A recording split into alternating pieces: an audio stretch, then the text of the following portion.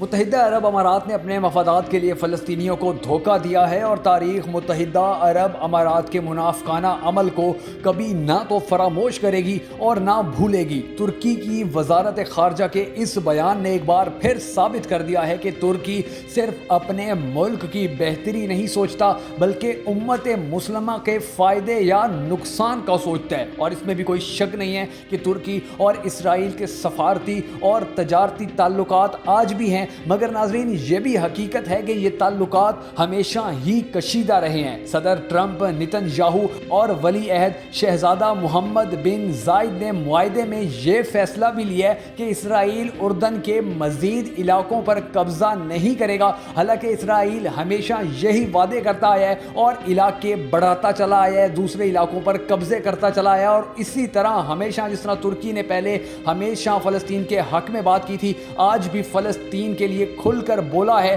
جس کے بعد یہ بات بھی واضح ہو گئی ہے کہ ترکی ہمیشہ مظلوم مسلمانوں، چاہے کوئی بھی مظلوم، کسی بھی ملک کا مظلوم مسلمانوں، اس کے لیے جیسے پہلے بولا تھا آج بھی بول رہا ہے۔ اور فلسطینی صدر محمود عباس کی جانب سے یہ بیان بھی سامنے آ چکا ہے کہ یہ معاہدہ دراصل ایک غداری ہے، اور متحدہ عرب امارات فلسطین سے اب اپنا سفیر بھی واپس بلا رہے۔ یہ بھی ایک بہت بڑی ایک خبر ہے ناظرین کہ جب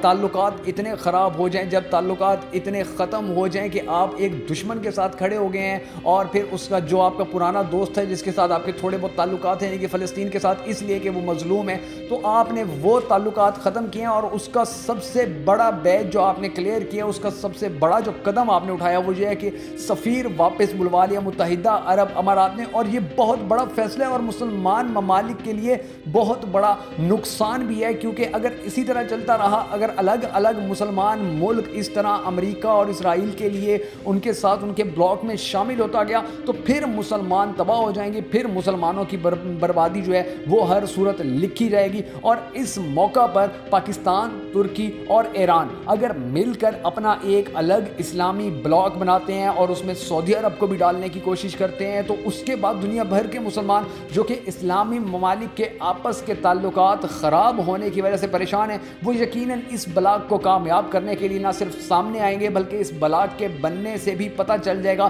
کہ کیا وہ اسلامی ممالک جو اب تک خاموش ہیں وہ امریکہ اور اسرائیل کے ساتھ کھڑے ہونے کا فیصلہ کرتے ہیں، یا پاکستان، ترکی، ایران اور سعودی عرب کے ساتھ کھڑے ہوں گے، کیونکہ یہی چار ممالک ایسے ہیں جو پوری دنیا کے اسلامی ممالک کو اکٹھا کر سکتے ہیں اور ان کو ملا کر، ان کو پاس بٹھا کر، ان کو سمجھا کر کہ اگر ہم متحد ہوں گے تو ہم دنیا پر راج کریں گے، اگر متحد نہیں ہوں گے تو پھر ہم اسی طرح ٹکڑے ٹکڑے ہو جائیں گے۔ یہ باتیں سمجھا کر ان کو اپنے ساتھ ملا لیں گے، اور اگر یہ بلاک کامیاب ہو جاتا ہے تو اس کا مطلب یہ ہوگا کہ پھر چین اور اس کے ساتھ ساتھ جو دوسرے ممالک ہیں جو پاکستان کے ساتھ بھی اور ایران کے ساتھ بھی اور اسی طرح سعودی عرب کے ساتھ بھی دوسرے ممالک کے ساتھ تعلقات بہتر کرنا چاہتے ہیں، بڑی طاقتیں ہیں، کیونکہ چین اب سپر پاور بننے جا رہا ہے۔ اسی طرح جو ماضی میں سپر پاور رہ چکی ہے امریکہ سے پہلے اور اس سے پہلے بھی جتنے بھی جنگیں ہوتی تھی یا فساد ہوتے تھے، تو ان سب میں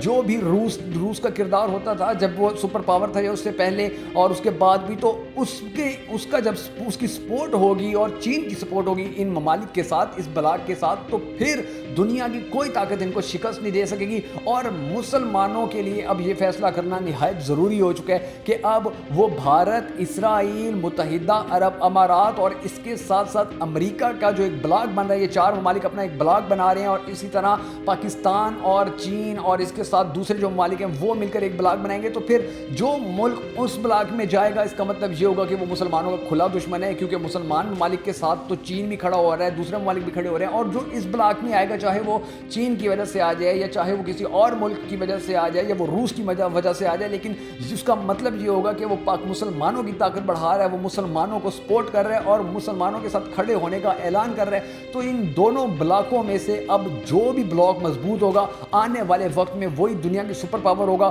اور اسی کا ہی ہولڈ ہوگا۔ پھر جو کچھ وہ کریں گے، جس طرح معیشت پوری دنیا کو وہ چلانا چاہیں گے ویسے چلا سکیں گے، جس طرح وہ پوری دنیا کو لڑوانا چاہیں گے ویسے لڑوا سکیں گے، یا پوری دنیا میں امن قائم کرنا چاہیں گے تو ویسے ہی کر سکیں گے۔ لیکن اب یہ فیصلہ ہونے جا رہا ہے کہ اس دنیا کے اوپر دو بلاکس میں سے کون سے بلاک نے زیادہ بڑا بننا ہے، کون سے بلاک نے زیادہ طاقتور بننا ہے۔ ایک بلاک میں بھارت کی بڑی اہمیت ہے اور دوسرے بلاک میں پاکستان کی بڑی اہمیت ہے، اور آنے والے وقت میں انشاءاللہ اگر پاکستان کا بلاک زیادہ مضبوط ہوا ہوا تو پھر انشاءاللہ دنیا دیکھے گی کہ کس طرح پاکستان آنے والے چند سالوں میں دنیا میں ایک بہت کامیاب ترین ملک بن کر ابھرے گا۔